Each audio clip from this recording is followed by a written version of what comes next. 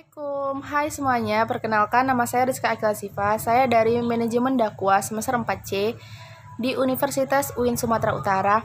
Di sini saya bersama rekan-rekan saya akan menjelaskan materi dari mata kuliah Manajemen Organisasi, di mana yang berjudul Sumber Daya Pengembangan Manusia.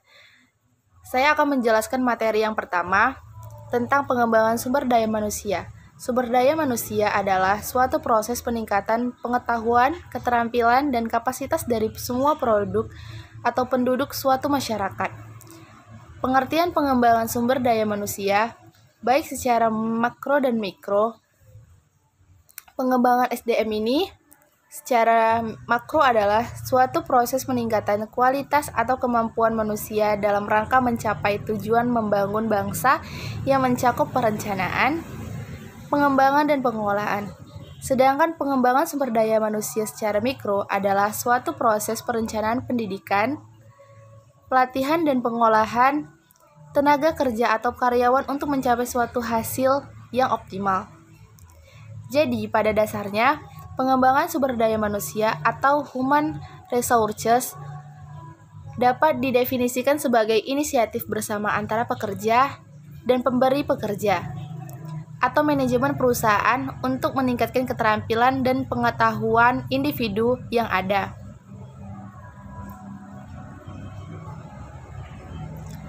Dan yang kedua, perencanaan pengembangan sumber daya manusia.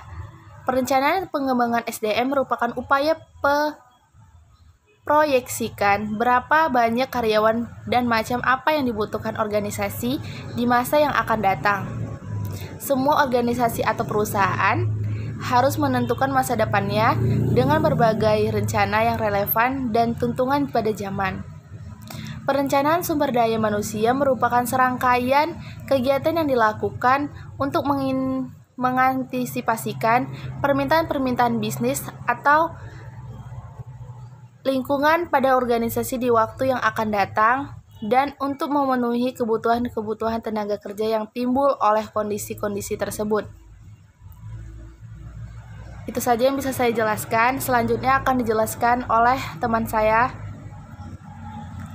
Assalamualaikum warahmatullahi wabarakatuh. Perkenalkan, nama saya Ramlah Hasibuan, NIM 0104191028, jurusan Manajemen Dakwah dari kelas MDC 4.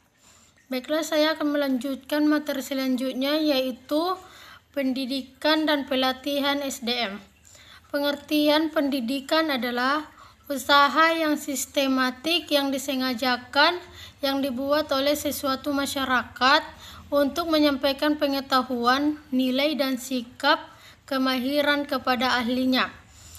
Usaha perkembangan potensi individu dan perubahan yang berlaku dalam diri manusia.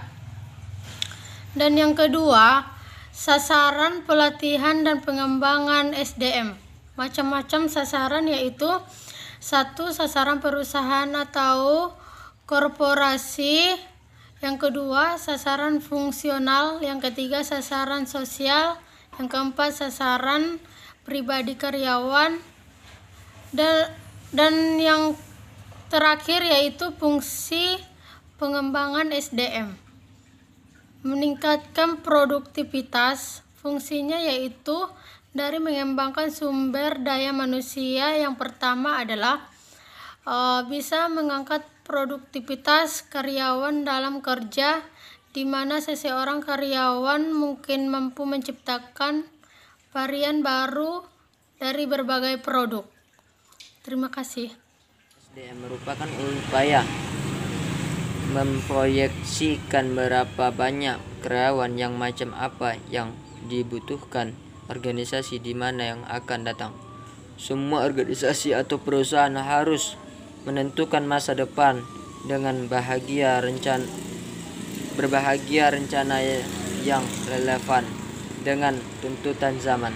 Pada era sekarang ini, masa dengan sangat suka untuk diprediksi karena perubahan yang terjadi sangat cepat dan aktif. Pengembangan karyawan. Pengembangan karyawan adalah suatu usaha untuk meningkatkan kemampuan teknis teoritis, konseptual dan moral karyawan sesuai dengan kebutuhan pekerjaan atau jabatan melalui pendidikan dan pelatihan. Pendidikan bertujuan meningkatkan keahlian teoritis, konsep dan moral, sedangkan pelatihan bertujuan untuk meningkatkan keterampilan teknis pelaksanaan pekerjaan karyawan. Strategi pengembangan karyawan. 1. Pelatihan. Pelatihan merupakan program umum untuk mengembangkan tenaga kerja. Yang kedua, pendidikan. Pengembangan karir karyawan melalui pendidikan biasanya bersifat khusus. Yang tiga, magang. Seperti halnya pelatihan, magang kerja bisa dilakukan di dalam perusahaan atau di luar perusahaan. Yang keempat, job recruitment. Mengembangkan karyawan bisa juga dilakukan dengan job recruitment. Singkatan program ini adalah pembuatan tugas dan tanggung jawab di posisi yang sama.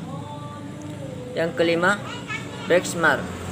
Benchmark atau terkadang disebut juga studi banding adalah mengevaluasi atau membandingkan suatu dengan standar. Yang keenam adalah uji kompetensi. Uji kompetensi atau uji kemampuan dilakukan juga untuk mengembangkan karyawan. Yang ketujuh, rotasi kerja. Metode lain mengembangkan karyawan adalah rotasi kerja. Metode ini bisa di satu departemen atau antara departemen dengan waktu mingguan atau bulanan. Yang ke-8, coaching atau bimbingan. Biasa diberlakukan pada karyawan bekerja baik atau bekerja buruk. Penutupan kesimpulan dari kelompok 13 ialah pengembangan sumber daya manusia adalah suatu proses peningkatan pengetahuan, keterampilan, dan kapasitas dari semua penduduk suatu masyarakat. Pengertian pengembangan sumber daya manusia baik secara makro maupun secara mikro. Perencanaan pengembangan SDM merupakan upaya memproyeksikan berapa banyak karyawan yang macam apa yang dibutuhkan organisasi di mana yang akan datang. Semua organisasi atau perusahaan harus menentukan masa depan dengan berbahagia rencana yang relevan dengan tuntutan zaman. Pada era sekarang ini, masa dengan sangat sukar untuk diprediksi karena perubahan yang terjadi sangat cepat dan aktif.